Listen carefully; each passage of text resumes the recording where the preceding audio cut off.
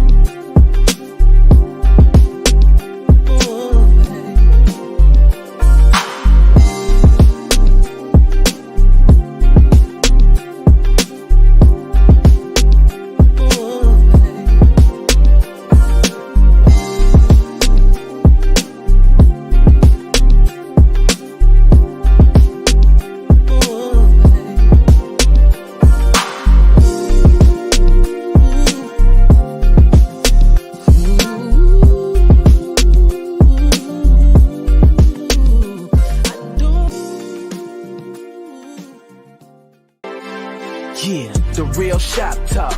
Just come and take a listen. Some grown men with unbiased and honest opinions, and with no agendas, so you just gotta check it. Talking love and life from a male perspective. We keep it authentic, real, no filter. Leave a comment, be part of the show. We here to give you 5 gentlemen's views about manhood, no doubt. This the show you've been needing, yeah, it's the real shop talk. Let's go.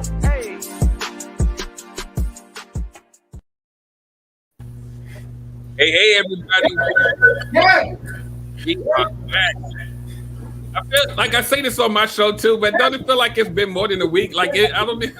Maybe it's me, But I'm glad that that y'all are here. As you come in, make sure you do one thing first is make sure that you subscribe to our YouTube page. Make sure you click that subscribe button, click the bell, click the thumb if you enjoy what you hear tonight, and make sure that you share with your friends, family, and anybody else that you feel like may like this content. And like I always say every time, make sure you bring your +5 next time, because we definitely would love to have more people attending, listening, growing, healing. So this is the Real Shop Talk. Our fifth man, Tony Watts, he should be arriving shortly, so stay tuned. I know that's who y'all are waiting on, so we're gonna make sure that he comes in at exactly at the right time. So we are 5 gentlemen, and we have a goal and a mission to just grow the community, let people hear from our perspective as men, as Black men, and how we can affect the community, whether it's through relationships, enriching the community, our kids, our families, our wives. And we just want you guys to enjoy and sit back and just listen to a perspective that you probably don't hear a lot in these YouTube streets. We want to give you a perspective that you can take home with you and actually grow. Like, if you have young men in your family or young ladies in your family, bring them too. They can hear this content and really get a perspective that maybe they don't hear everywhere. So tonight's episode, we're going to be talking about what we would tell if we had a conversation with our younger self. What would we tell them?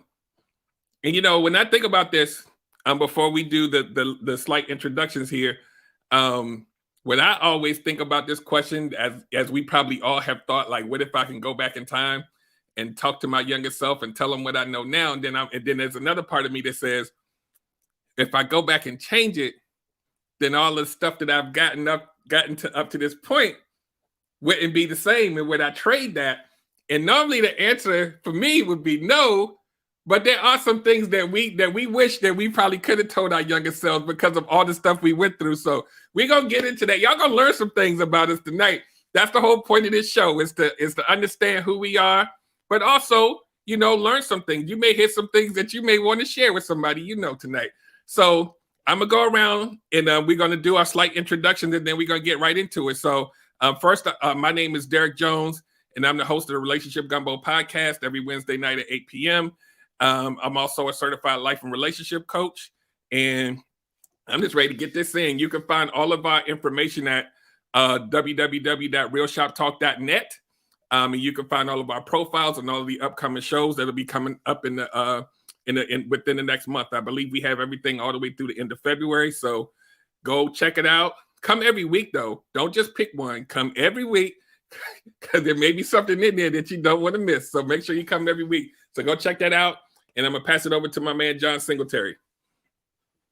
I'm going to add this. If you can't make it every week, man, go to our YouTube channel and watch the replay and just, get tapped in, man. But I'm John Singletary. I'm the host of the Help Myself podcast, and we just kicked off season 3 last week. So tonight, an exciting episode will be dropping at midnight Eastern. So that's 1 hour back for every other time zone. So check it out, man. It's going to be an amazing interview that I think is going to spark some conversations here on the Real Shop Talk.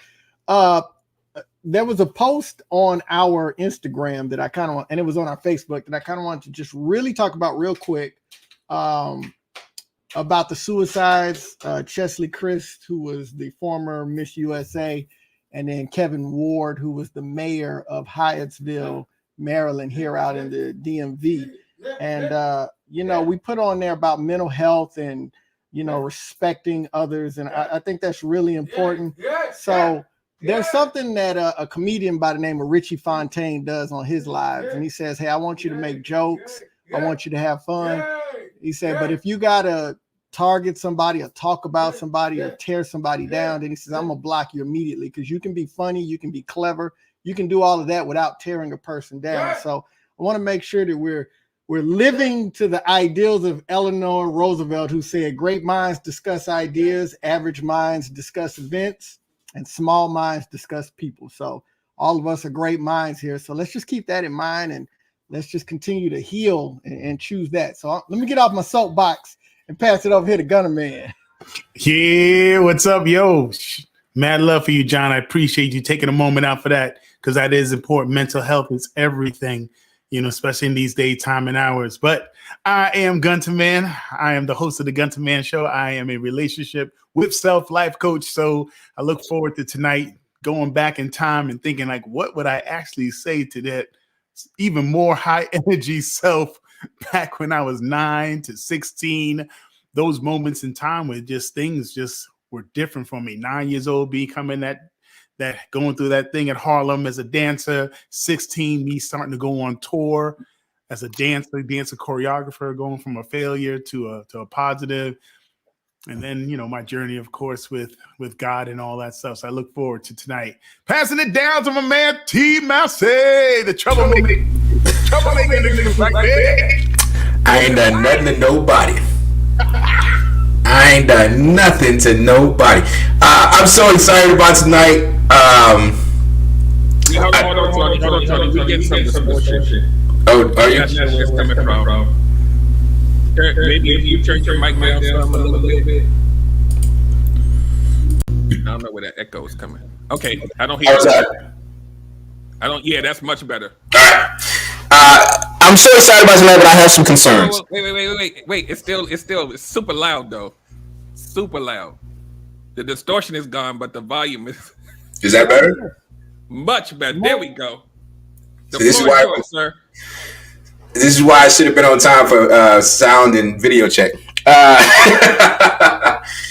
I'm super excited about tonight, but I have some concerns. We're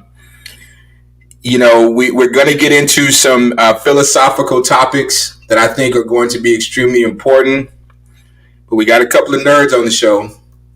And I'm afraid that things like grandfather paradox and time-space continuum is going to be brought up. And don't nobody want to hear all that, man. This is all philosophical.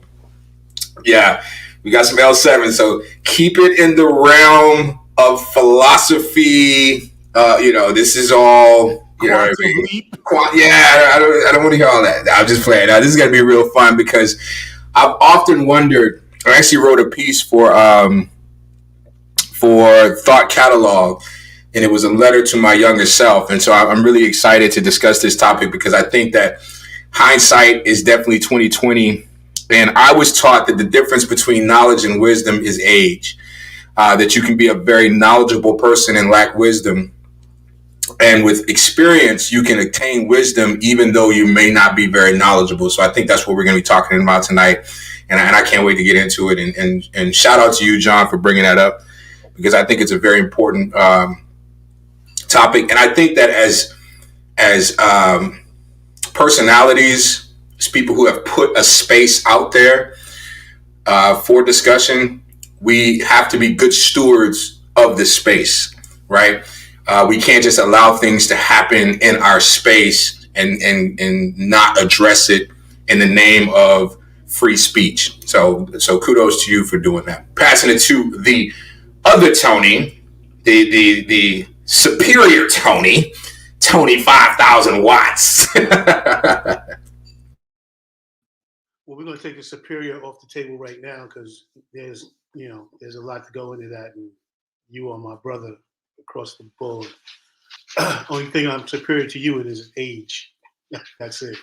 But like you said, this is a very important topic, one I really don't want to dive into, but it's a team exercise. So let's get it popping.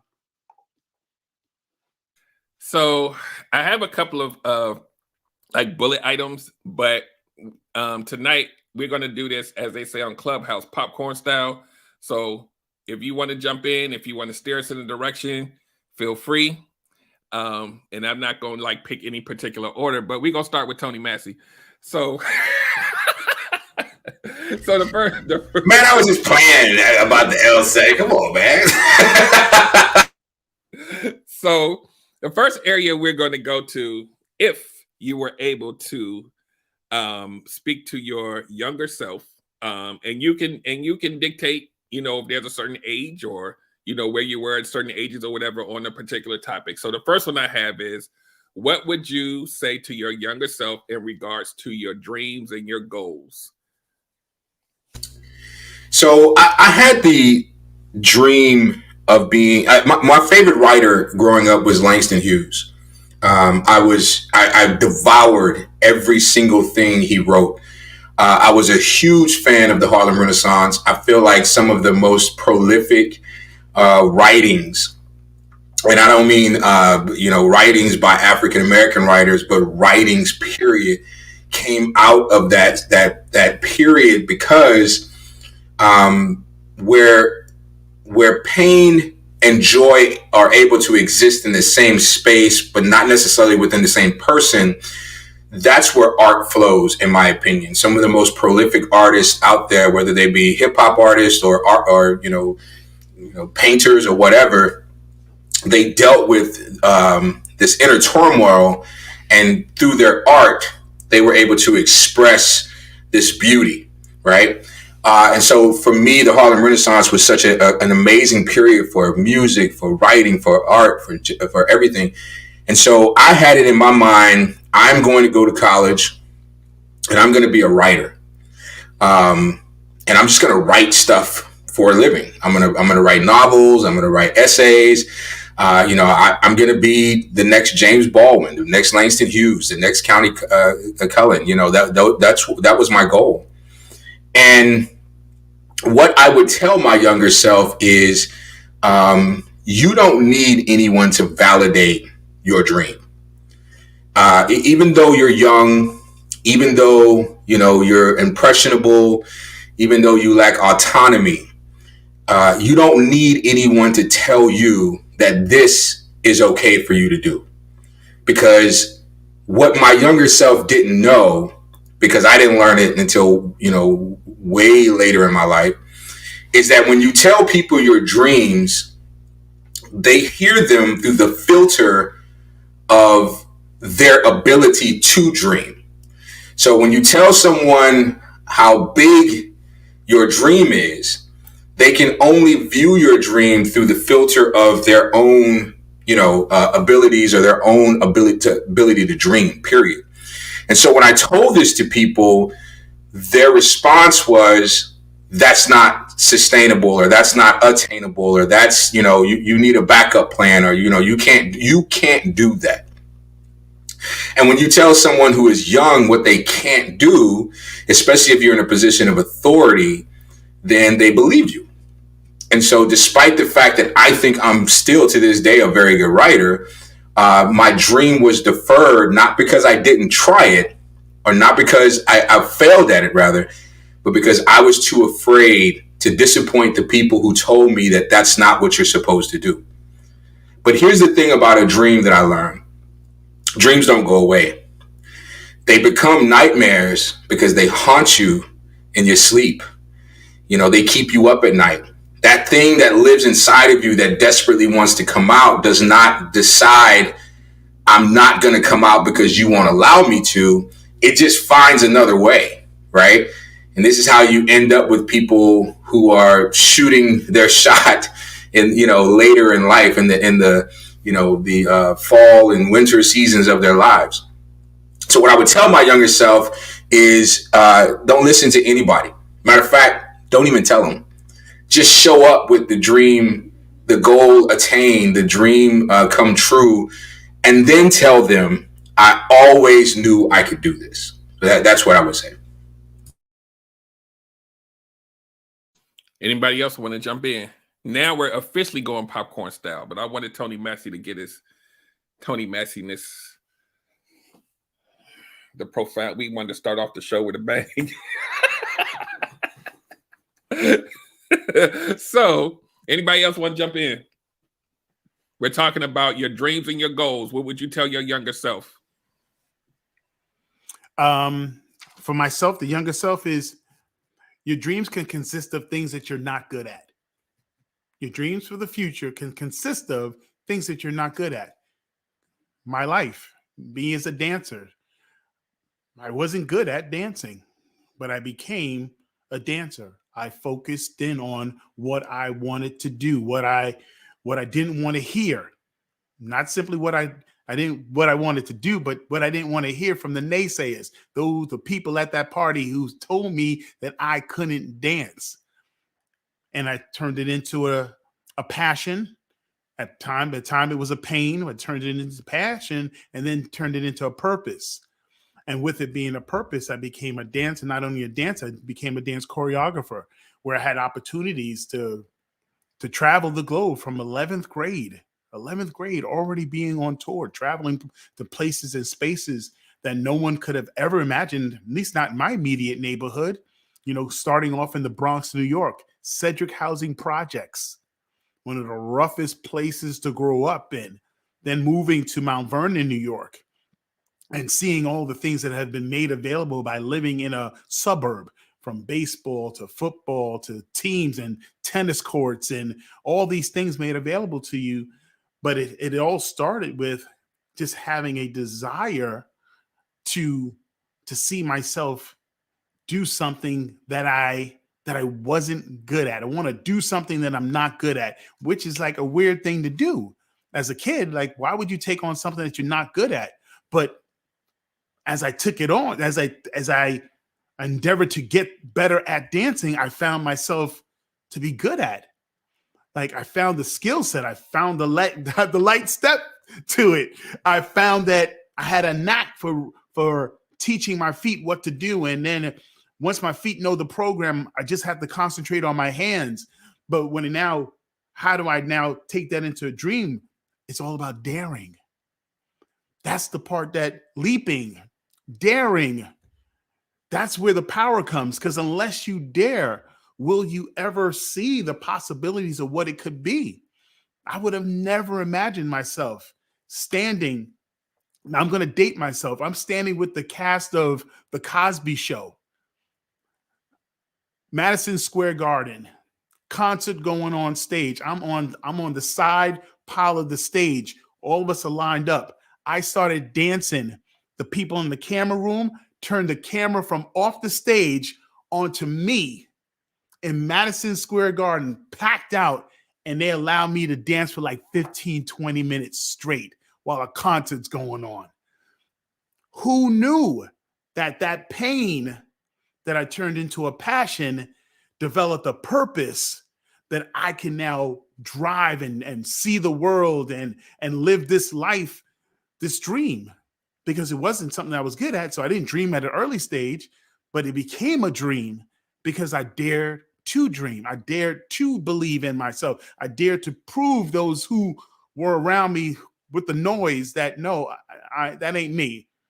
I'm gonna shut you guys all up. And I went out there and I danced and I became a dancer. You know, so what I want to teach my young people, the young guys out here, like, you know, you don't have to be good at something for it to turn into something that's right for you. So I'll stop there because there's a bunch of other things I'll get into. Man, listen, y'all don't know the half when you talk about how good Gunner Man can. Man, listen, yo, I still get chills. Like, he wasn't even doing a whole dance. He was just in there moving around.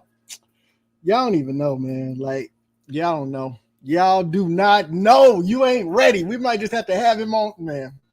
But no, that is such a beautiful point, talking about sharing your experiences with the dream and the goal with younger people, because it's similar to my story, but minus the success.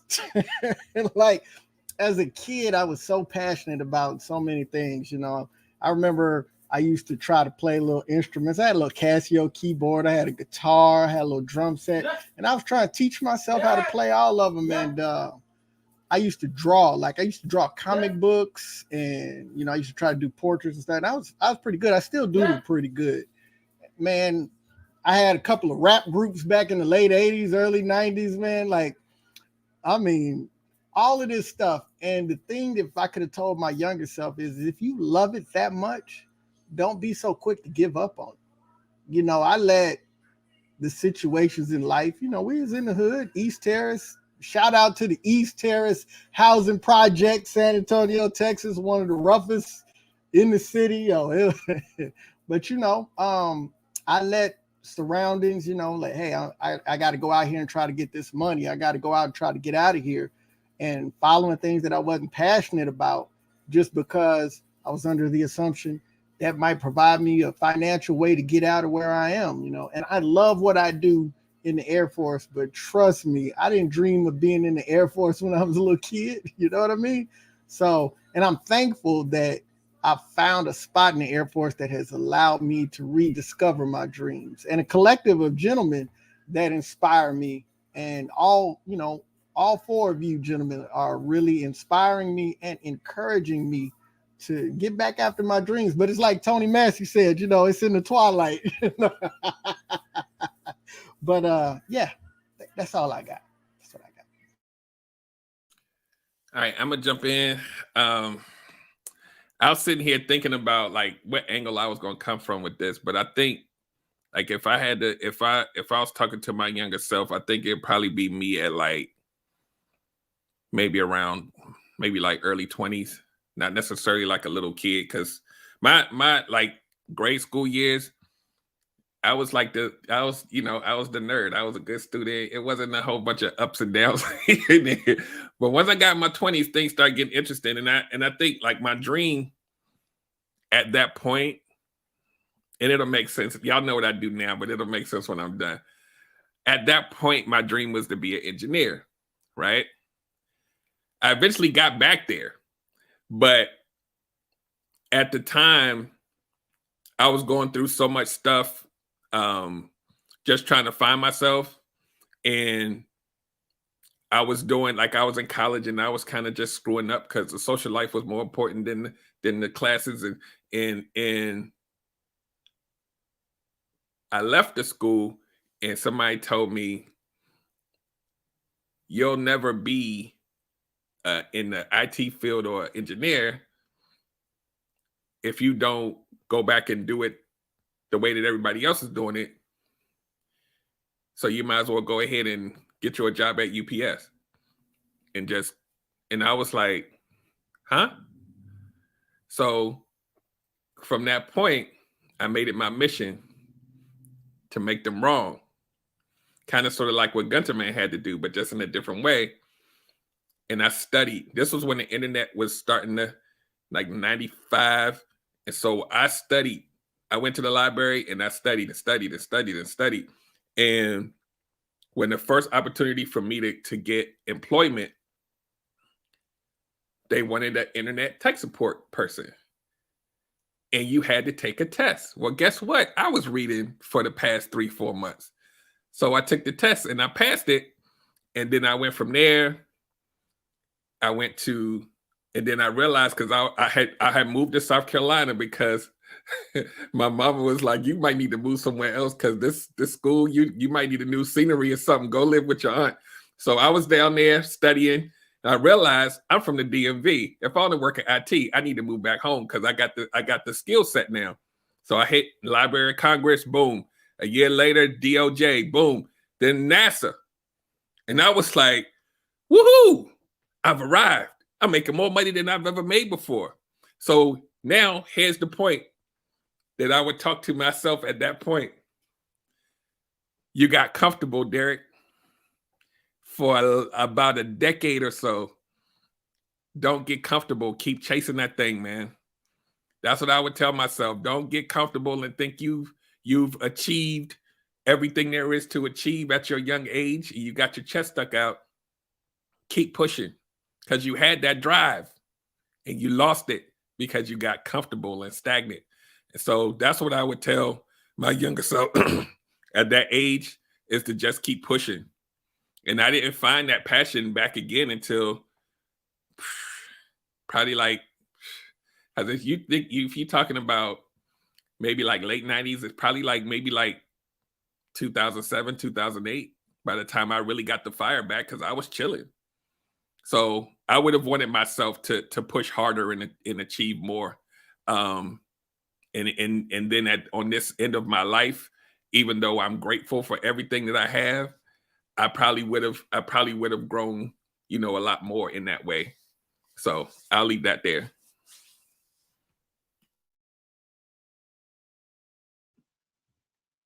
I guess it's time for me to jump in. I would tell my younger self that there's no one like you, and don't try to fit in anywhere. just to tell you a quick story. When I was young, my mother and my uncles, mostly my uncles and cousins, would say every time I went outside, I was so engaging with people that they would give me money. I Through most of my life, I had the mindset that I can get anything that I wanted, so or achieve anything I wanted to achieve. But it came a point where other forces and other voices kind of stifled that achievement thing, that kind of stifled that, oh, you really can't do that. You haven't practiced that. You haven't done that. That's never been done before. So I backed away from a lot of things. So I would just tell my younger self, there's no one like you. So when they tell you you can't do it, they haven't seen you try it yet. So that's what I tell my younger self.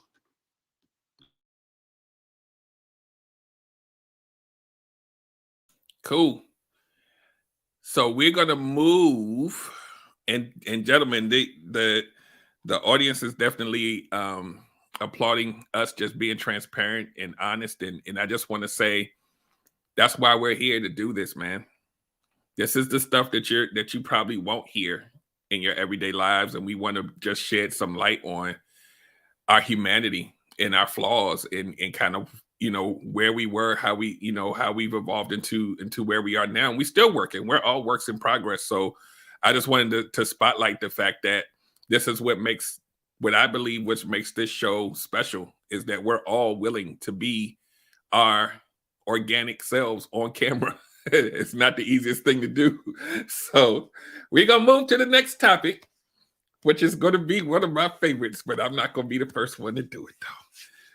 Relationships. What would you tell your younger self about relationships? Romantic relationships. We're not talking about friendships. We talking about romance. We talking about all of the good.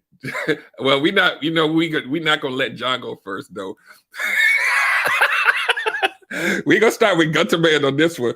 What would you tell your younger self, doesn't matter which age, about romantic relationships, if you could tell yourself something based on what you know now? Dang. Dang. Oh. Oh. Man, that's a hard one. You know, Tony Watts, come on now. You growing up me, it's a hard thing to say. Once again, on tour by the time I was in 11th grade. I'm stumped. I'm stumped. What would I say to myself? I would, to be honest about it, without the jokes, the truth is, learn how to have a relationship. Learn to be in a relationship. You know, when you have these dreams as a kid to be something in entertainment or sports world that puts you on a platform in front of thousands to millions, you know, you can get caught up in the lifestyle of that, to kind of frame it all together, the lifestyle of that, whatever it is.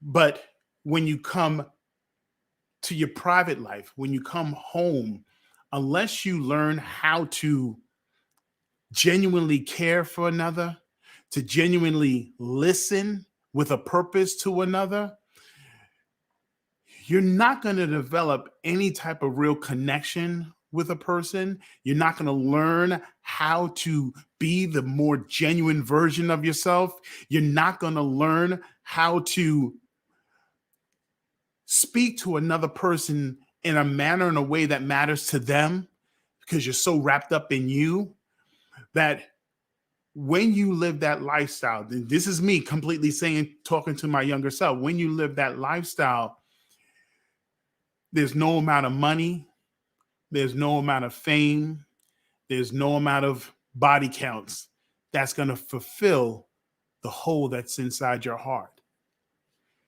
Those empty things will bring you no type of internal rewards, and pride of self.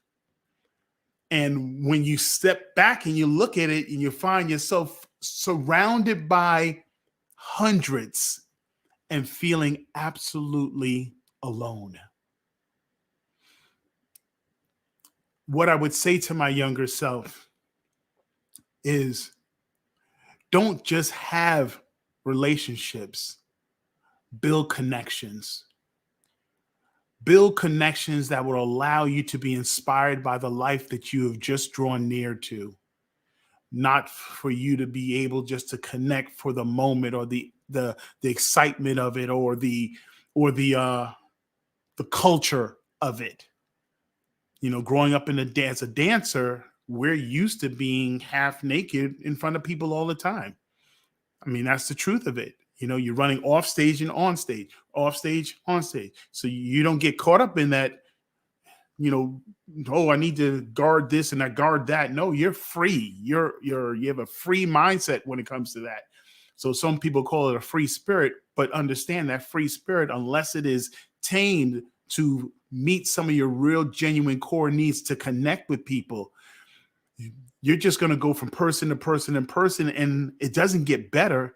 When you think about yourself, it gets worse, because when you only are by yourself and you don't feel connected because you have spent no real time getting to know people, you're always alone. Always alone on stage, stepping off stage, and you have no one genuinely cheering for you as a person, not you as the famous, oh my God, that's Rick, let me go get his autograph type of mindset.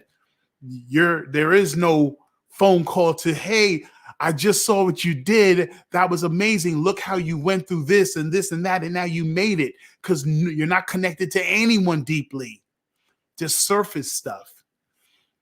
So more importantly than just being in relationships is to build connection. Draw near and close enough to someone's life that they can inspire you and you can genuinely inspire them. Yeah, I'm gonna jump in, and then I'm gonna let the other three you guys fight it out for who wants to go next. I'm gonna say this because I'm not gonna be long, and I want to also piggyback on what Rick said too. Just from a bird's eye view, when you spend like a good part of your life not making connections, as you grow older and you have not exercised those skills, it's really tough. It's really, really tough trying to connect with people and you don't have the skill set.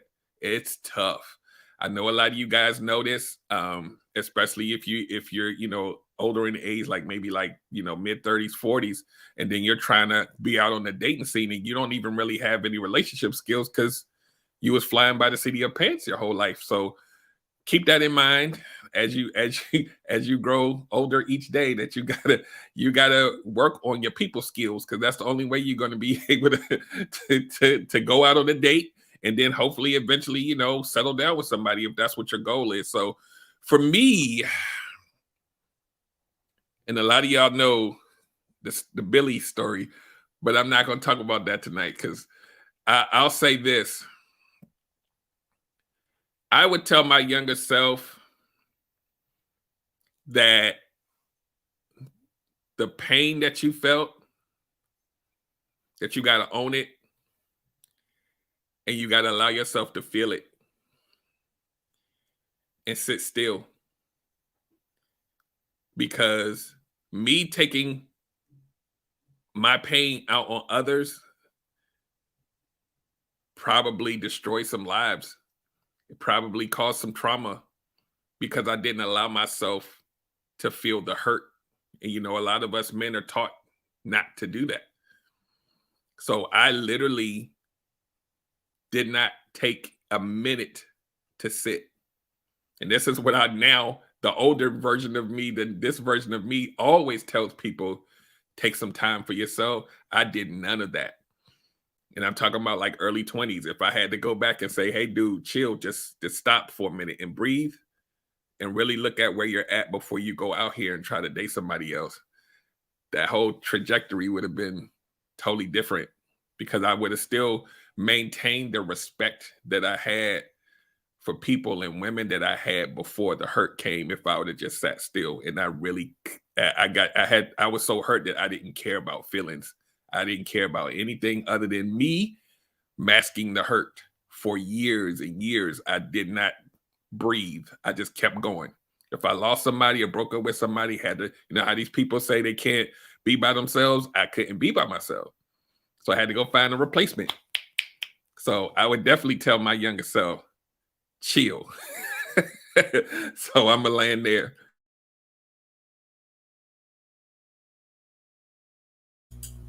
I'll jump in there.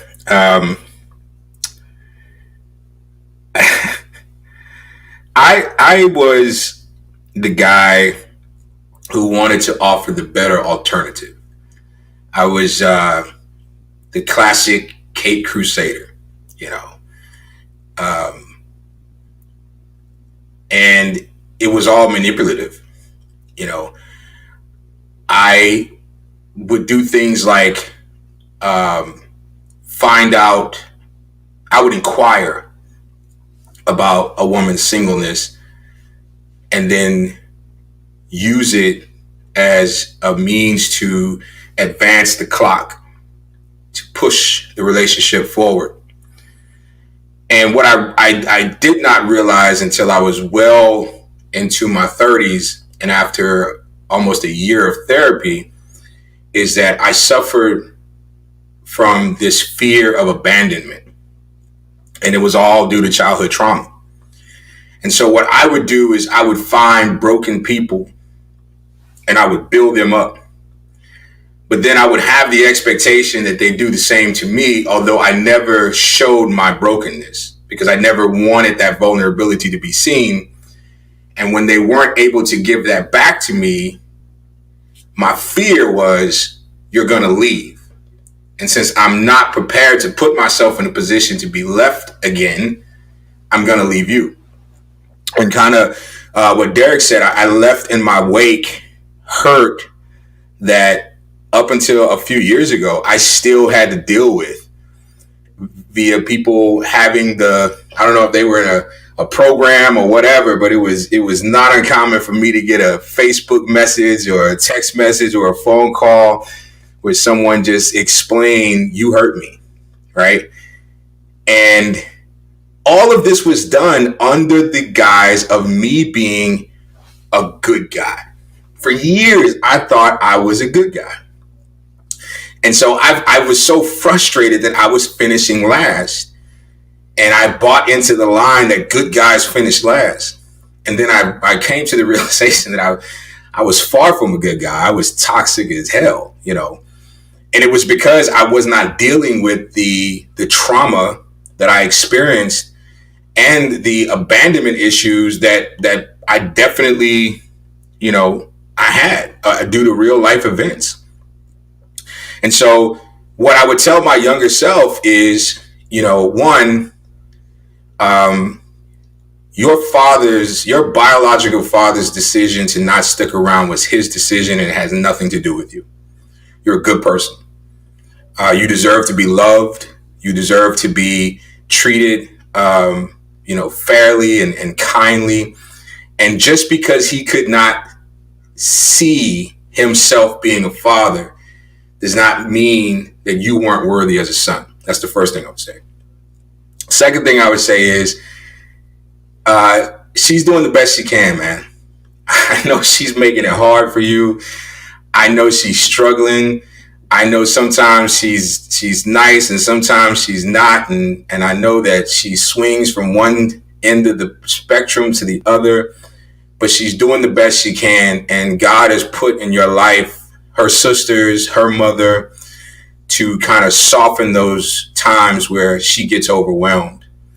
And if you take a look at her life, you would understand why she's so hard on you, because she wants better for you. The third thing I would say is,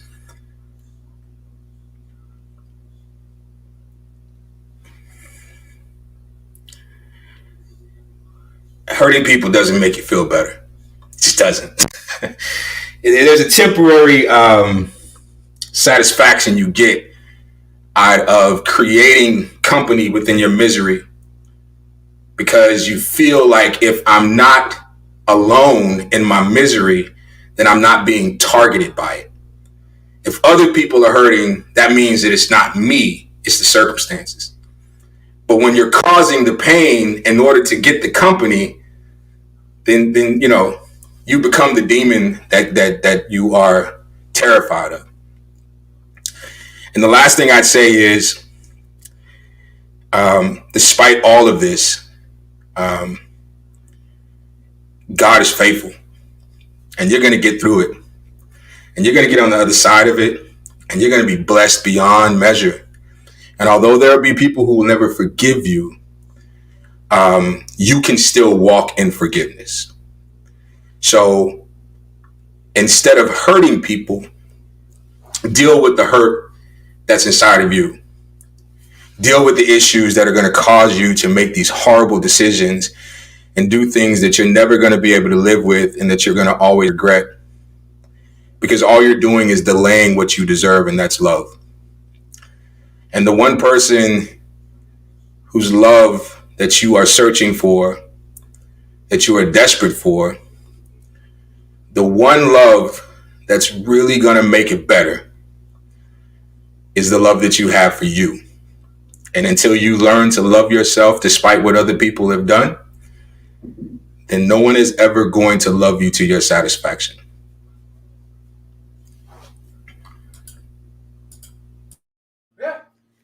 Love you, Tony Massey. Appreciate that. Absolutely. I applaud you. Brother got me all in my feelings, man. Why would I go after that? Nah, man. Appreciate those words by Tony Massey, man. I tell y'all all the time that is our emotional center right there. And my emotional center right here is trying to drive me crazy. Go get a water. But so I've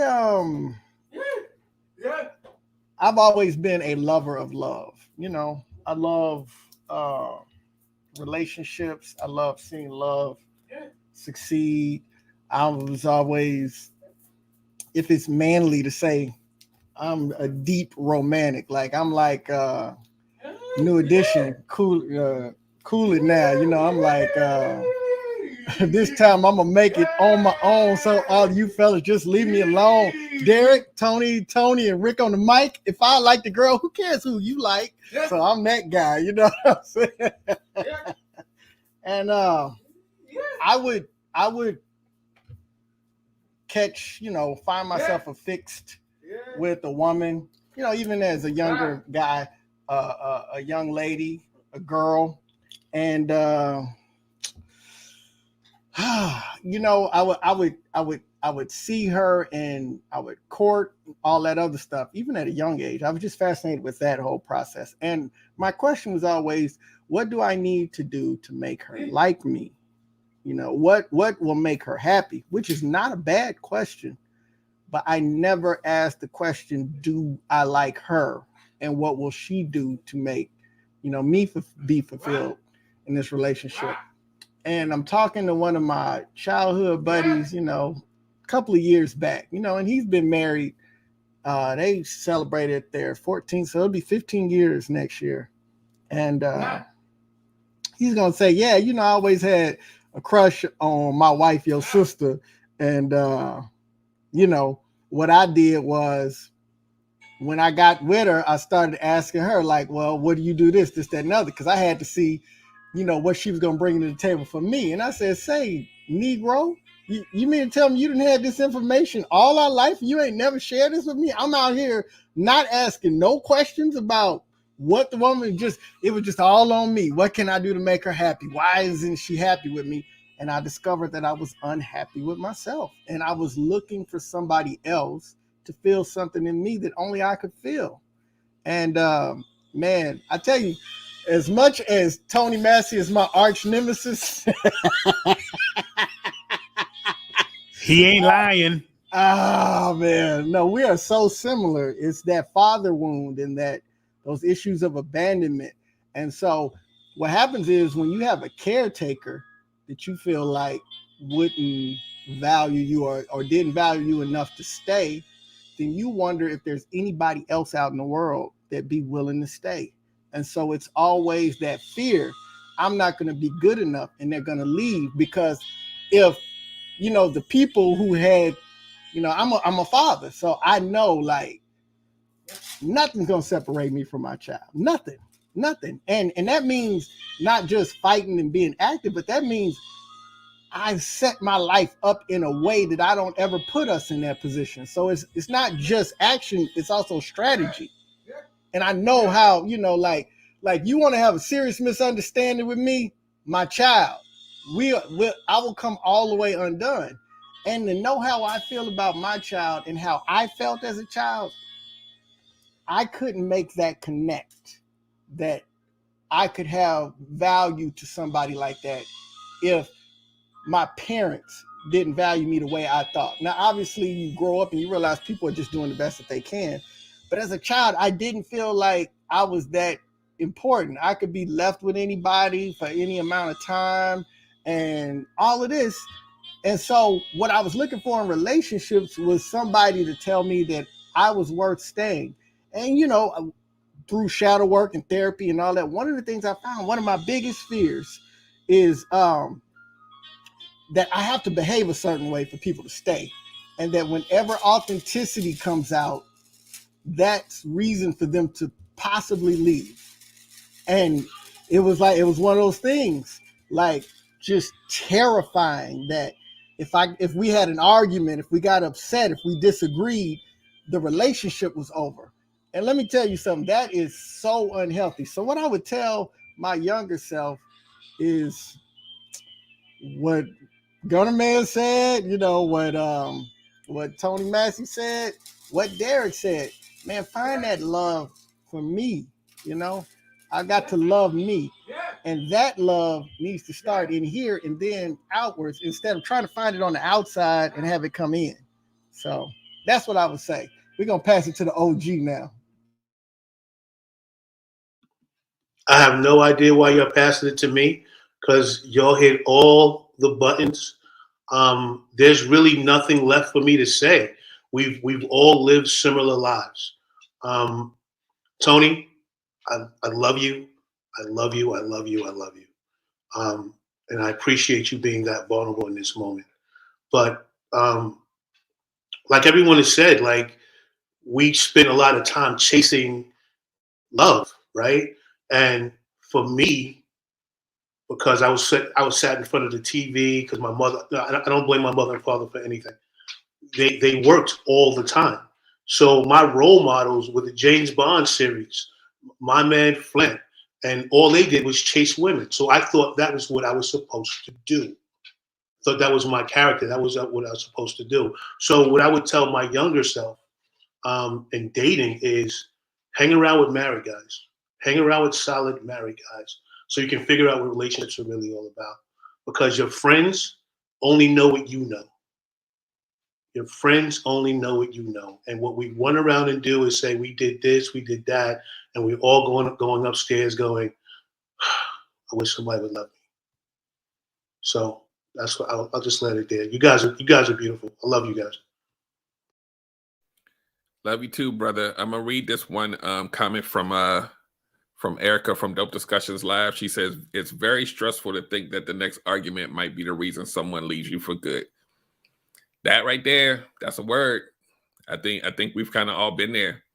And I want to say this too before we move. I really only have one more bullet point, but at this rate, it's gonna fill up the rest of the time anyway. So, did he get Boost Mobile? You got Boost Mobile, son?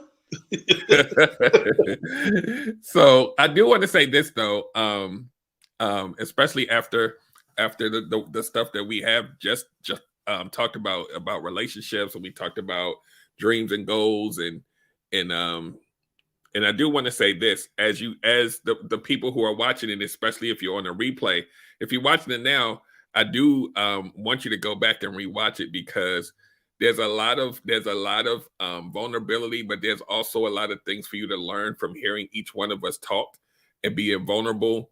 Because as we go through life, we'll see different things happen: good, bad, ugly, painful. But a lot of times we don't get context. You got a lot of context tonight. And I'm not saying that that's your situation. I'm saying that we are a microcosm of a lot of men that you encounter in your lives, and you won't probably hear this level of vulnerability probably ever. Like ever. So I want you to go back and just hear our voices, hear, our track in life and kind of the things that have happened to us, because this is real life. And what you heard from Tony Massey, what you've heard from everybody, we are all over 40. And we are, like I said earlier, we're all works in progress. But those vulnerable parts, this is what I always try to tell people, even when I do my shows. That kid that we're talking to, they're still in there. You saw it. You're watching it live tonight. That kid is still in there. And we have to have these conversations, possibly with a therapist, but even more so with ourselves, because if we don't, all of this emotion that you're seeing tonight, it's in there. And you need to start releasing some of that stuff, so it's not so much pressure on you, because it's not going to go anywhere. We just learn how to manage it better, and it's there. So I just want people to understand that you can definitely, hopefully, figure out some of this stuff so that you can release yourself from a lot of the stuff that you've been holding on to in a lot of cases for decades. So I'm going to leave that there. I actually have 2 points, so we'll see. It is 2 points here. The first two alone, dang it, we already had an hour in, but that's good. That means that this has definitely been fruitful. The next one I have here, what would you say to your younger self in regard, and maybe some of this, if we've covered some of this in all of the nuances of what we talked about, just let me know, in regards to your self-worth. That makes sense? Anybody can go ahead and jump in.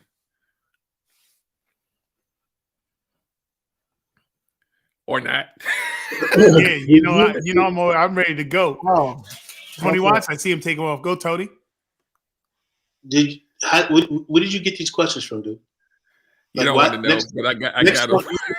Listen, next time you're gonna have to run the questions by the group first. I know it's deep, man, but I'm not really prepared for this show. Yeah. I don't think any of us were. Like, as I'm reading the questions, I'm like, damn. Say, Tony, why ain't you, mister? I'm gonna hit you with some questions you ain't ready for.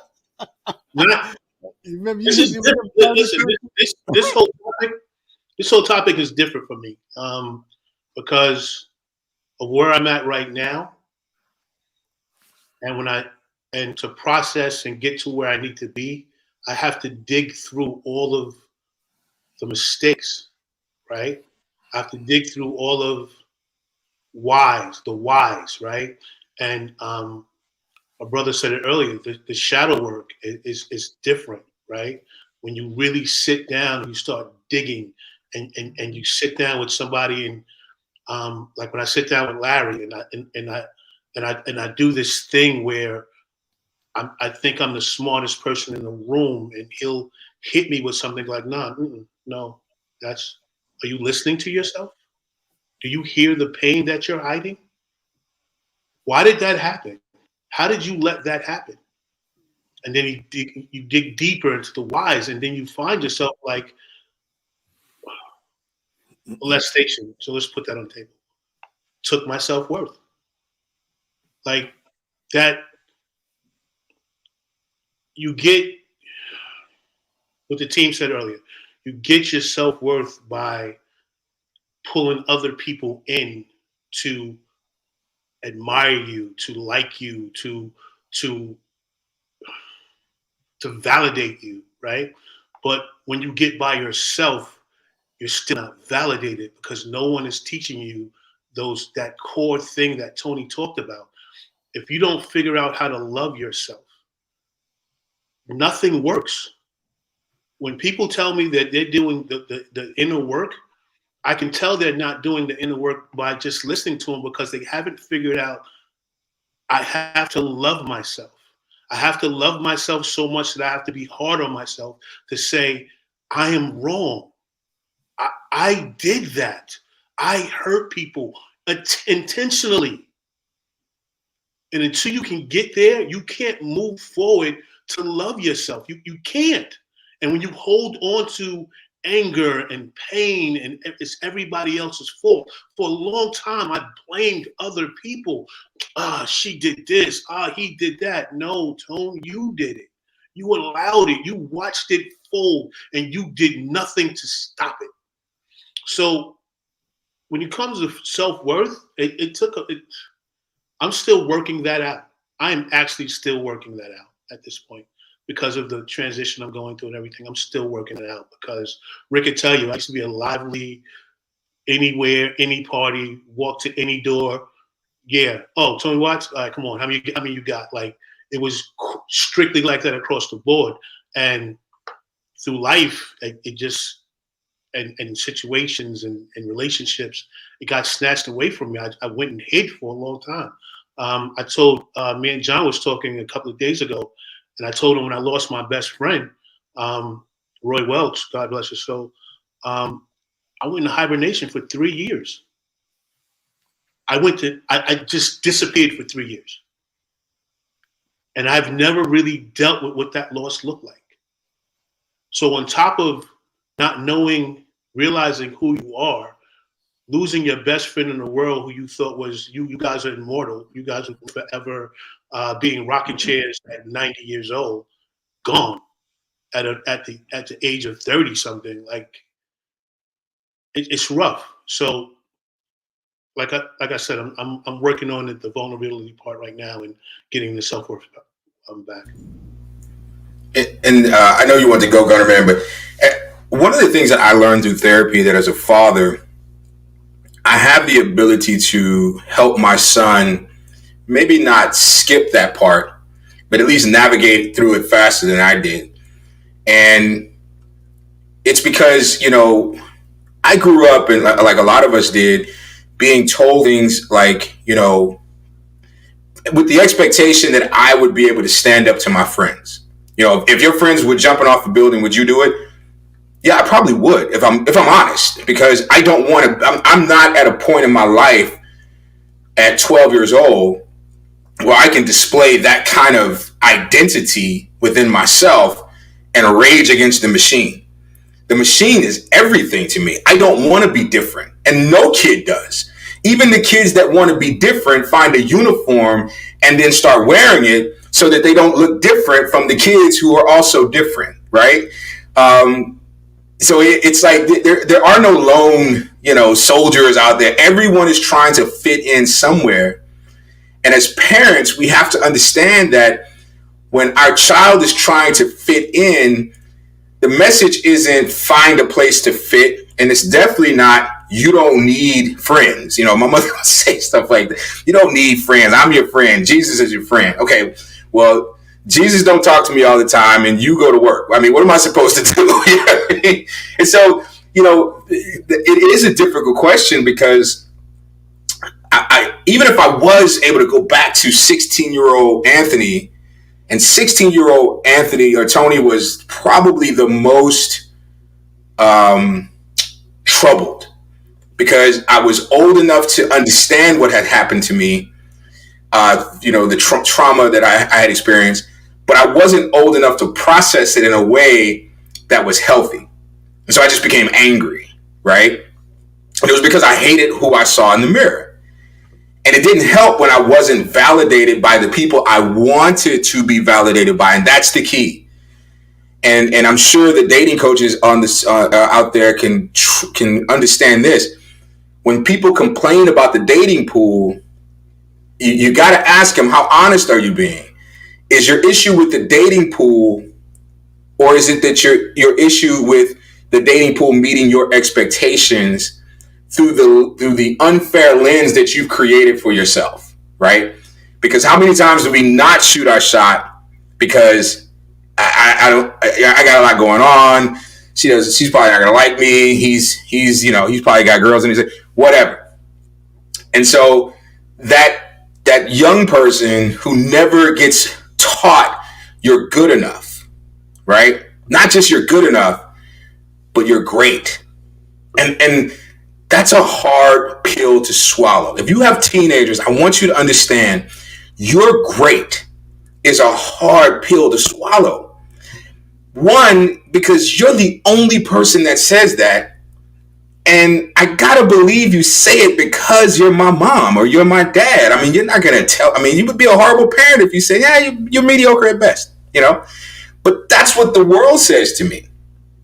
And so I have to now try to balance you pulling me up, the world pushing me down, and trying to find out where's the middle. Because I know in my heart of hearts, I'm not everything that you say I am, but I can't be everything that, I can't be as worthless as they say I am. So where's the middle? And I think that's the part that we have to teach our kids. We have to teach our younger selves in the form of our children that you were made perfect in all of your imperfections. And you don't need that signed by anyone, including me. Because your signature is good enough. Your signature is adequate. Your signature meets the criteria. Nothing else needs to be done. But understand that even saying that, they're still going to have trouble with it. They're still going to wrestle with it at night. Because again, it's not a self-fulfilling prophecy, and that's the hard part. So I agree, Tony Watts. I'm struggling with my damn self, man. I mean, I walk out of this house sometimes feeling like $1 million, only to figure out I can't get change for a $5.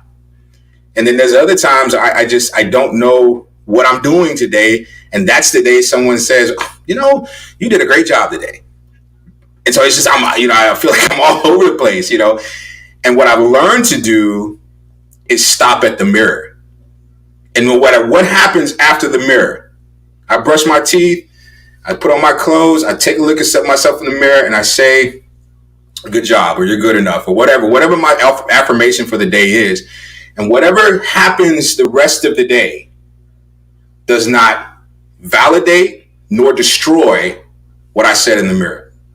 And that's enough for me. That's okay for me. But it took me damn near 45 years to get there, man. I mean, 45 long years. And I just wanted my son's journey to be shorter. Because here's the reality, and I'll land here. Built a lot of character in that 45 years. It's hard to hurt my feelings. It really is. My cutoff game is epic because it had to be. So I'm one of those people where you hurt me one time, I will forgive you, but I will deny you the experience of Tony Massey forever. And the last thing is that it helped me to rely on my word being adequate, because I came to the conclusion that nobody else was going to do it, So I said all that to say I agree, Tony Watts, that self-worth question, man, that is rough. And then I know I said I'm not done. My 16-year-old self was so hard-headed that fool wouldn't listen no way.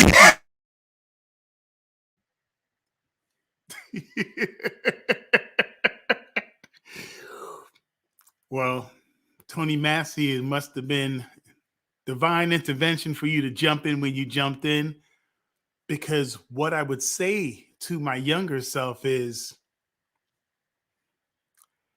prayer doesn't always change the situation. Prayer changes you. You may pray for situations to become something or not to unbecome something. But understand, when you pray, it's not about the situation. It's about you. Understanding that God is not a genie. As a kid growing up, watching other people just pray for this and this and that, as if they only go to God when they want something. To understand that God is not this genie. He's a father. And if he's a father, he's going to tell me things even greater than my own father. He's going to remind me of how he made me, how he formed and created elements of me, that he has shaped me to be this thing that I can stand on and see the worth. That not that I deserve something, but not I'm simply worthy of it because I was born. I was handcrafted to be different than every single person around me, that I have been called for a purpose. So what are you passionate about, little Rick or little Ricky? What are you passionate about? And look to me to help guide you, despite what the world says around you. You know, thankfully I grew up with a mom and dad in the house, but that still didn't stop me from seeing myself unworthy of particular things. So understanding that God not being a genie, that he's actually a father, that he's a loving father, that if I could go back and talk to that little Ricky and say, since 9 years old, you've been searching for this God thing. You've been leaving your house all by yourself, getting on a bus in the Bronx to go to Reverend Springer's church, Episcopalian church, just so I could hear the Bible at 9 years old by myself. That as you got older, if you push past what you see the world do, only going to God for the things they want, and read the word and see what he says about life, what he says about love, what he talks about how to deal with situations, and how he has backed up people that wasn't even in the same stature as me. I am a son of God because of what Jesus Christ has done. So now I can stand on the shoulders and the accomplishments of what he did already. So now when I go forth into the world, I go out there with confidence, not simply in myself, but knowing that I am protected, I am empowered, I am directed, I am guided, I am hand-holding tight to a loving father that wants me to succeed. If I knew that when I was a kid, there would be no stopping me.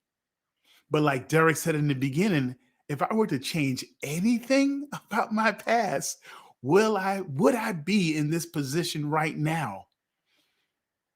I'm not willing to take a chance.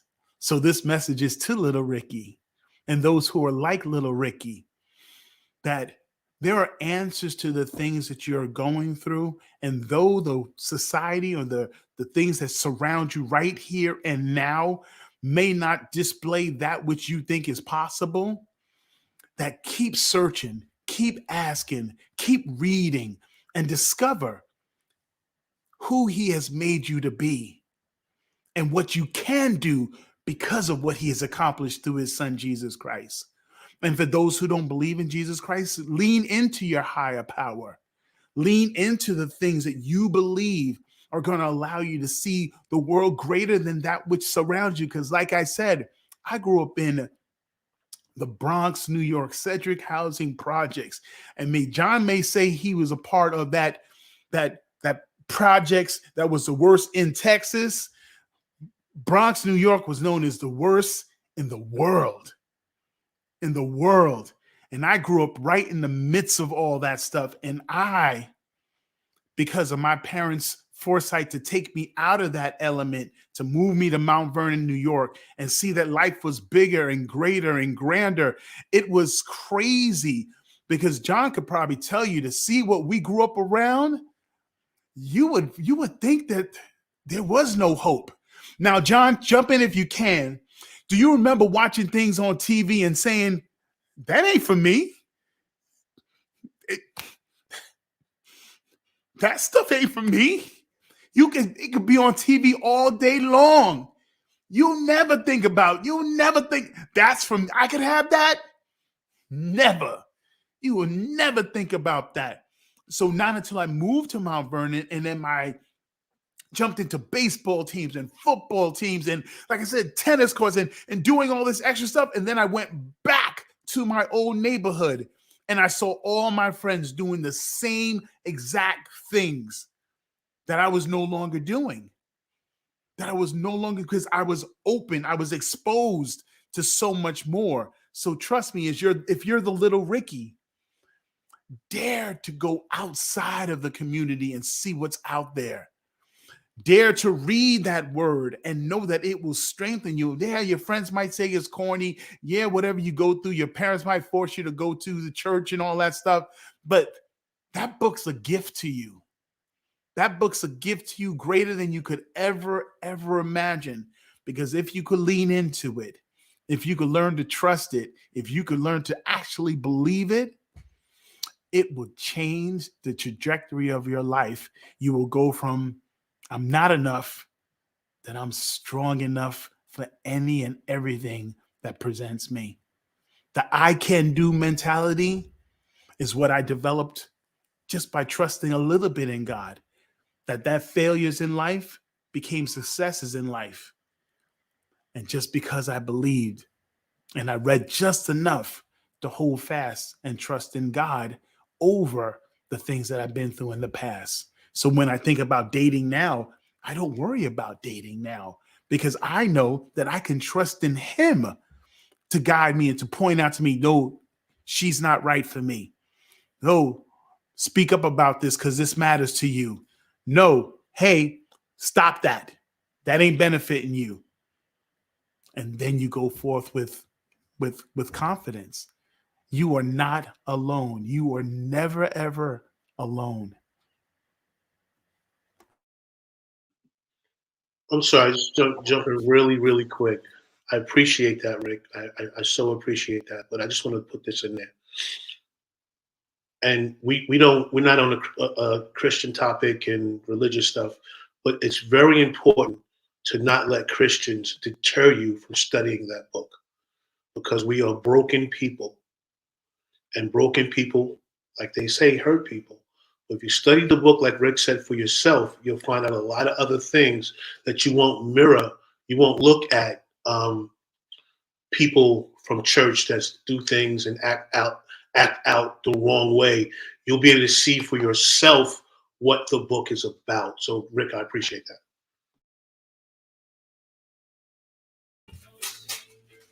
Okay, just make sure I can jump in.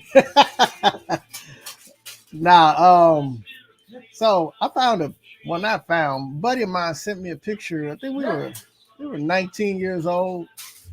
I've been back here jamming with my DJ back here. So y'all, he was playing some Elmo, man. Elmo was crooning. I was like, go on, Elmo, with your bad self.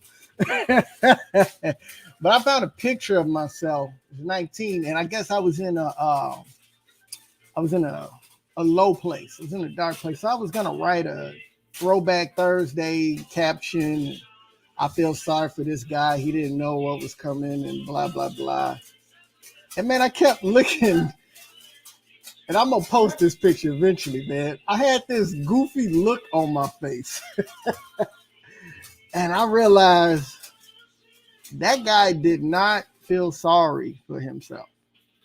You know, despite all he had been through, he was trying to get it. He had, I'm gonna call them dreams of grandeur instead of delusions. He believed that he could do it. You know, I think about when I was 11, man, I saw my mom get arrested. You know, they came in and it was the sheriff, the county police, and the DEA, man. And the DEA busted into my room. She told them that her minor kids, well, it was me and my best friend at the time. She said it was minors in there, but they came in guns loaded, man. And I remember watching her get arrested, and she got a 10-year bid. Thank God she didn't do the whole 10 years. And I remember while she was gone, you know, I stayed at my grandmother's, which wasn't hard because I stayed with my grandmother a lot. But man, I remember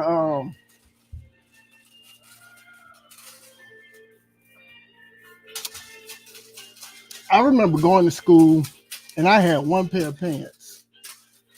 And I had these pair of pony tennis shoes.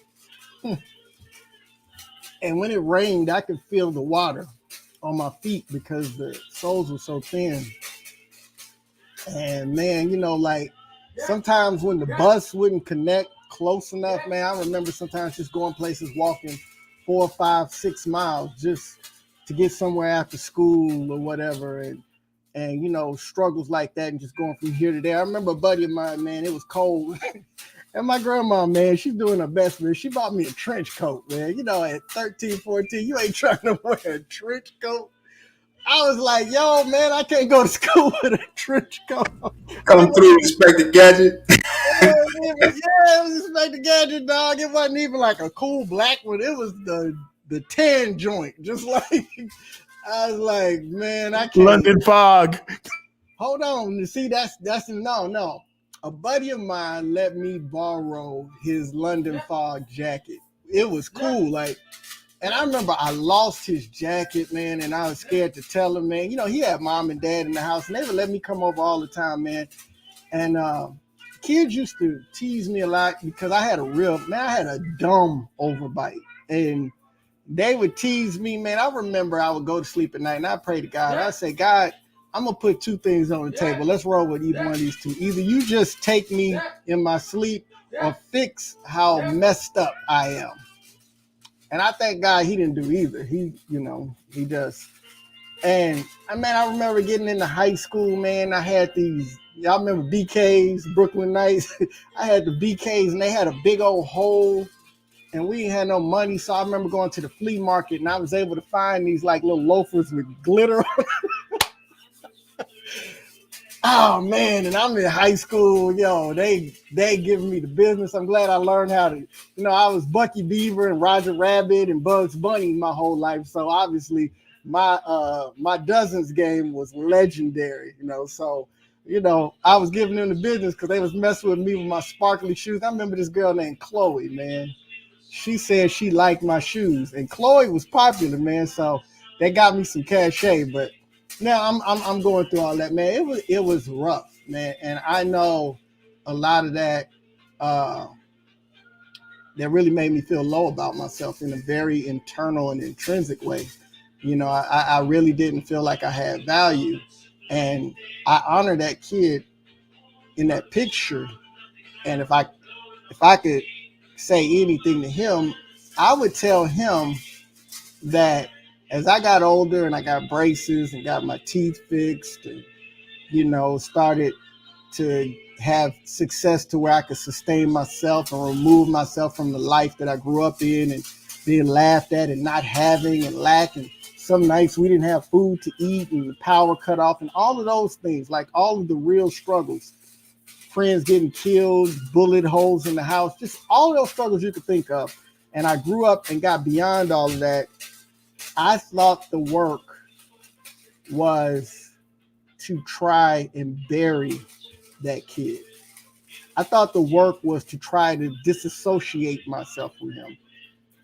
And I've discovered, and Tony said it took him 45 years and it took me 46 years. The discovery is to love him and embrace him, because through all of that, he still smiled, he still laughed, he still dreamed, he still believed, he still pressed forward. Thought he was going to be the first big time rapper to come out of San Antonio. Thought he was going to be one of the best running backs ever in the NFL. Thought he was going to start his own comic book line. All of these things.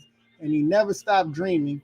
And if I could tell him anything, I tell my younger self that I love you and you are valuable and I appreciate you because you stood fast through all of that so that I could be here. And I owe you because I'm not here by accident. So that's what I would say. And I'm sorry, Derek, I took too much time. It's your turn, bro. Listen, Derek, I really apologize. Good, sir. Let me go just ahead. You jump in real quick. For our viewers, those who are viewing now, and those who are going to view later, I have an ask. Please take this video, sit down with a younger person, and show it to them. The reason why Kevin Samuels and all these other people have their ear is because they're going through what we're telling you we went through, and they don't know another way out. So what they're doing is they're clinging to somebody who they think is validating them and not telling them, love yourself. Figure that part out first. And what we're trying to tell you guys through all of this, what we're talking about tonight, about what we would tell our younger selves, is to figure out how to love yourself, that you matter, that you are valuable. And unfortunately, a lot of us grow up in situations where our parents tried the best they could, right? And unfortunately, it wasn't enough. And these kids are growing up in the same environment. But what's even crazier, a lot of these kids have things that we would look from the outside, makes them look like they have entitlement. They have things, right? But that emotional thing, no matter how you gloss it over, no matter what you put on top of it, if you don't deal with that, they will be at this point doing what we're doing 20 years from now. So just sit down with them now to let them know that they are valuable. And they can reach out to us if they want to talk to us. One of the things that we're about to do is we're about to bring young men in and confirm them and let them know that they are valuable. So if you have a young man out there that needs to listen to this, that you'd like us to talk to, please, I'm begging you. I am begging you. The way to heal the Black man is to let him know that he's valuable early.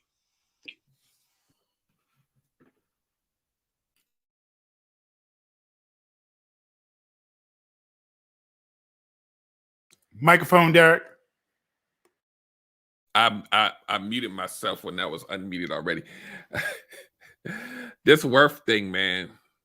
I'm gonna talk about this for a few minutes, and then I do have a statement about this whole show that we've had, to kind of piggyback off of what Tony Watts just said as well, and then we're gonna wrap it up. I just had a conversation in a group chat where our friend Erica Warren from Dope Discussions Live was in there, and I had sent them a clip of this lady saying that she couldn't find any man on her level, so she had to settle for dudes on the clearance rack.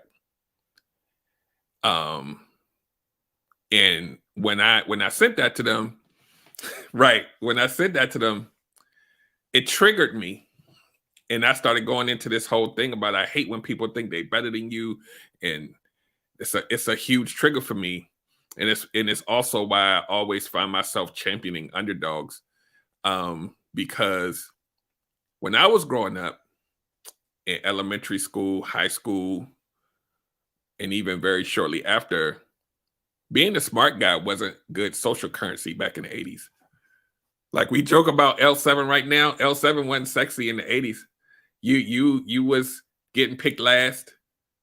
You wasn't hanging out in certain places, and it sticks with you. And you try to you build friendships with people a lot of times that are similar to you, but that's like in your head, you're like, this is not where I really want to be. I want to go hang over here, and being the last picked, being the one that's not noticed and all of that stuff. And I really struggled with figuring out who I was, because as I grew into an adult, I found myself conforming to what I thought other people wanted me to be. I couldn't show up as myself.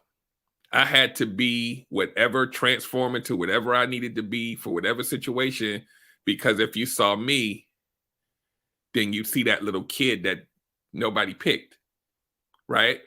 And so as I got into relationships in most parts of my life growing up as an adult, I was whatever you wanted me to be. But what I tell people, even in coaching, is when you have to live your life every day with a mask on, it's like torture. It's like being in jail, and you sitting through it and watching life go by as someone else. And this is probably a lot of the stuff that I went through, just trying to find my voice. I didn't find my voice until, wow, I can't even tell you, over 30. just going through life and relationships, just trying to pretend to be something, you know, even career-wise. I'm pretending to be something that I think I'm supposed to be and not really digging into the guts of purpose. That's why Relationship Gumbo exists now, because I really feel like I get to be myself. Finally, I get to be myself. And it's a debilitating thing that I think a lot of people kind of, you know, they don't really understand how deep it goes for a lot of people. Even when we talk about, you know, like bullying and stuff, like I wasn't bullied, but it felt like it, right? So it's like these things stick with you for a lot of us a lifetime. Like tonight, this is what I want to say as I wrap this up. As you watch this show, like people that may watch it on the replay and the people that really need to rewatch it again, the reason why this is so vulnerable for us, we're talking about a show that we're supposed to be talking to our younger selves. Like we're supposed to go way back in the past. The reason why this is sticking so hard to us is because we don't have to go that far to talk to that person. It's still right here. As soon as we start talking about the younger us, it's like, wait, they still in there. This is a huge lesson for people, especially parents of like teenagers and young kids and early 20s. Like it never leaves. It never leaves. We learn how to deal with it or not deal with it throughout life, and we make decisions based on that. We talk about this, the inner child and all. We talk about this a lot, but tonight's show is a perfect illustration of how it affects you even as an adult. And we have to be mindful and like Erica Warren always says, we have to reparent that child. We have to be honest enough to speak to it, to own the mistakes, to unleash whatever needs to be unleashed, even if it's tears, whatever. Grown men, you can cry about this stuff, man. We've been through some things. So please, grown men, young boy, not even men, boys, let it go, because it's not going to go anywhere. It's going to stick with you for a long time. And as you see on this panel, most of our decisions were formed based on that. And we have to take the time to gift this knowledge to another generation, or the history is going to repeat itself. Yeah, we got technology and all this stuff. We're still human. That's what I always tell. We still human. Humans want to be loved. Humans want to be cared about. Since you're a baby, it doesn't go anywhere. We gotta really pay attention to the people around us and allow each other to be able to share like this. Go home tonight. If you're not at home, go home and talk to your kids. Talk to your spouse. Talk to everybody. And really get to understand who they are. Because I guarantee you, most of us don't even know who we're sitting in the house with. We just going through the motions. I'm talking to me too. Like, I might call my daughter right after we get off here.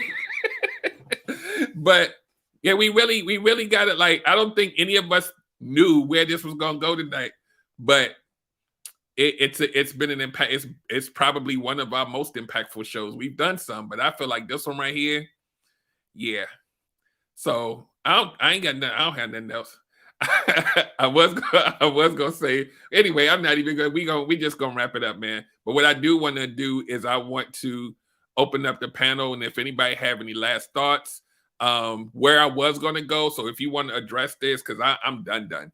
But if anybody wants to have any parting words, not to your younger self, but to younger men, what information would you impart on them today if they were if they're going to listen to this, which they will? I'm hoping that people will share this, sit down and watch it, with whomever. It could be male or female. This lesson's all up and through here tonight. If there's anything you want to impart to the younger generation, but especially younger men, the floor is yours, and then we're going to get out of here. All right. Or not. right. I'm gonna do it this way. If you can't have that conversation with the person that you need to have the conversation with, because having a conversation that is vulnerable and somebody releasing their emotions when you have never allowed them to do that is going to take time. So, Kalisha and her team, Hello Black Men Journals. Go there now. Get the journal. It's for teens. It's for Black men. They have a slew of journals for everything, right? Go there and hand the journal to the person that you want to talk to and say, hey, I know, and this is hard, especially for parents. This is hard because we want our children to talk to us in ways that we've been parenting for so long that they can't express themselves, right? Tell them this. Write what you need to talk about in this journal. And what I'm going to do is I want you to put it on my bed, put it on the kitchen table, and I will read it. At the bottom of the journal, say, I'd like to talk about this, or I don't want to talk about this, right? Because then what you're doing is you're allowing them to release whatever they're going through, right? That later on in life, you can come back to say, hey, we never covered this. You might discover some things that you both might need to sit down with a counselor and work through so you can have so you guys can begin to have a conversation. What we don't understand is it's not easy just to go to a teenager or a young adult and begin having conversations when all their lives they've been guarding their feelings. That's important. So I would say, parents, aunts, uncles, people that you have in your life that you love, please go. We're scrolling at the bottom. Go there, all right? Because it gives you an opportunity to open up conversation, and that's what the important part is. Because all you will do is assume what your child is going through. You assume what we do is, and this is so unfortunate, what we do is we take our lived experiences from back in the day and we plant it on them. Like, I went through this, so you can handle this. No, this generation, this era is emotion-filled with no control. So whatever I feel is facts. No, whatever you feel is not facts. It's facts for you. And we need to teach them how to navigate through those things. And I would tell you the best way to start was the Hello Black Men Journals. And you guys can have conversations about that and go back and forth and work that out. I would also say is that to the young men listening, you are powerful. You are, and I've said this before, there will never be another you in all eternity. All eternity. There will never be another you. The way you were designed from your mother and father, your DNA, who you are, there will never be another you throughout eternity. Be yourself. Learn how to love yourself. I'll land right there.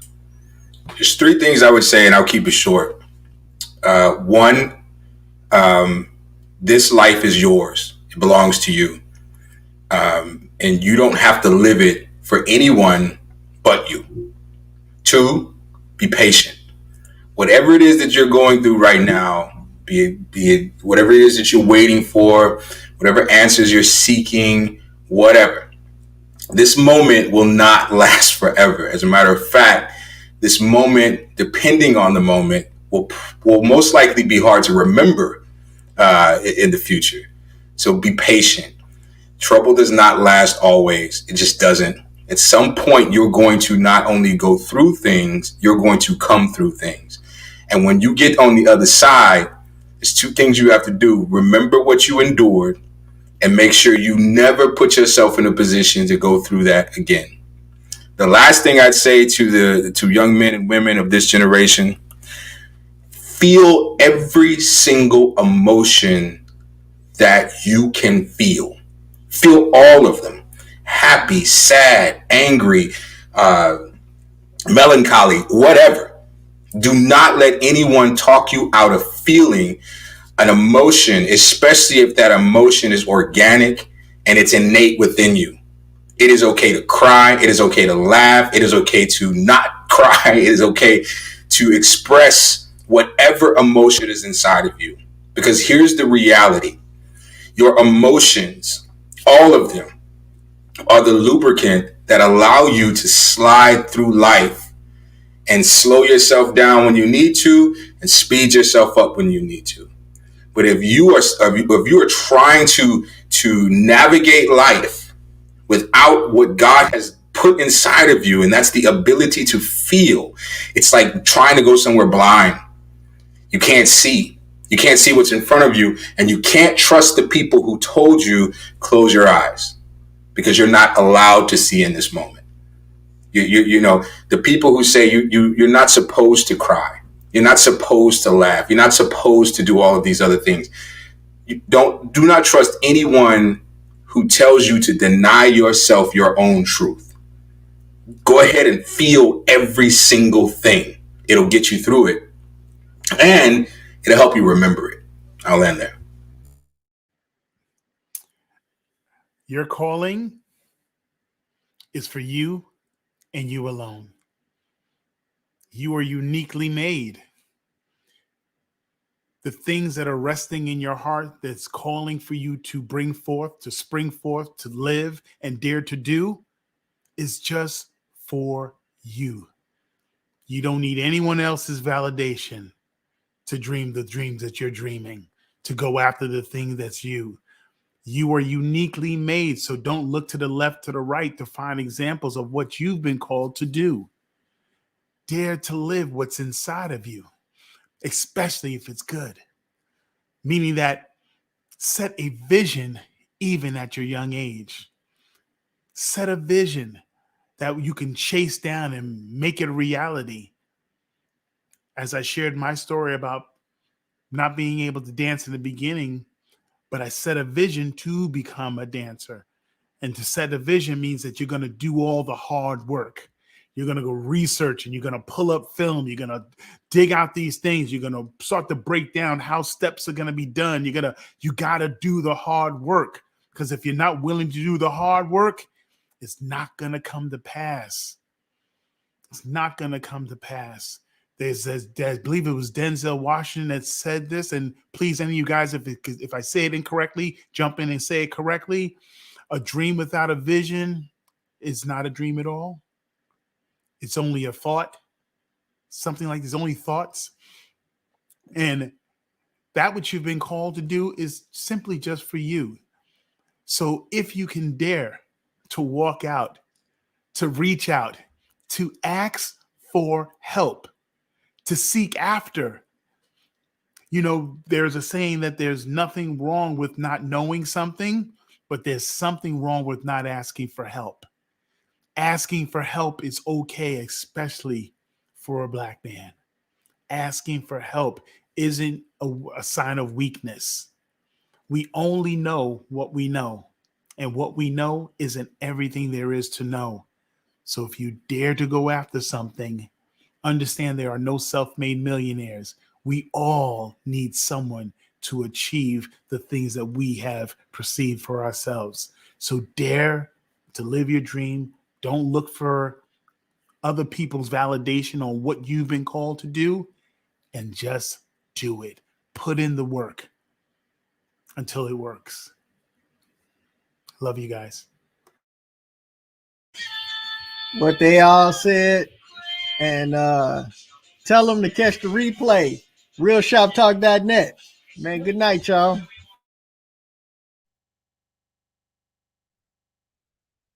Microphone, Derek. We're wrapping this up, guys. Sorry. Yeah, we're wrapping this up, guys.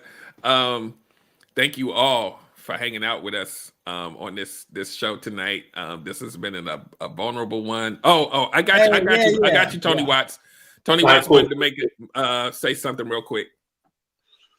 I want to shout out my son, Christopher Watts. Today is his birthday. I love you, young man. You are my shining star. Happy birthday, nephew. Happy birthday. Happy birthday. Yeah. So we're wrapping this up. Make sure that you guys, if you haven't, share this YouTube page. Make sure who you share it with, make sure they subscribe, because they're gonna need to hear all of this stuff. And go back and look at the replays of all the older episodes too. Like it's some magic happening here. We want to keep this going. Just stay tuned. We're gonna try our best to impact, to inspire, and to help create a new kind of version of what this community should look like. Like it's not just about us, it's about you guys too. And again, shout out to Kalisha and Jamie at Hello Black Man Journals.